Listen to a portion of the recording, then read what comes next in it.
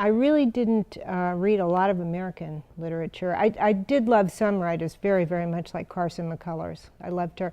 But I think I loved Virginia Woolf more. I loved Hemingway, probably more than any American writer I've read. I loved Hemingway, yeah. Now, several of the authors you just listed would fall into the category of Gothic writers. They would, they would. Was that a specific interest of yours, or did that just kind of come along with reading all of these other things? I thought of myself as reading the classics. I mean, of course I was reading Gothic fiction. I mean, Jane Eyre and Wuthering Heights are, in a way, Gothic. Strictly speaking, they're not. But they're certainly highly romantic. And they are certainly classics. And that's what I was doing, was trying to learn from the masters. But of course, the novel of Charles Dickens that I love the most is the novel Great Expectations, with Miss Havisham in her spooky house and tattered wedding gown, and that's a very Gothic Dickens novel. So I think I always did warm to descriptions of the dark side, because I felt there is a lot of darkness in each of us, actually.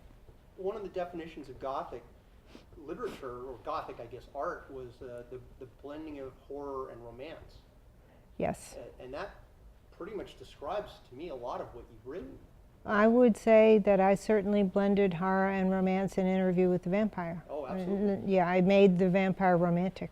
That was what I was bound to do there. And in doing that, you seem to have if not reinvented, because I think Dracula had a certain amount of sex appeal.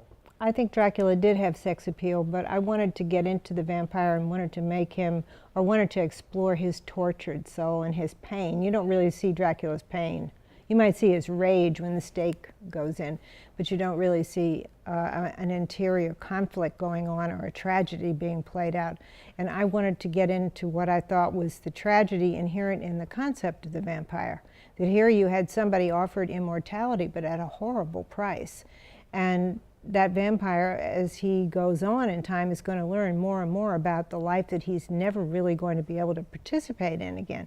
So I was very intrigued by all that. I think the concept of the vampire is incredibly rich.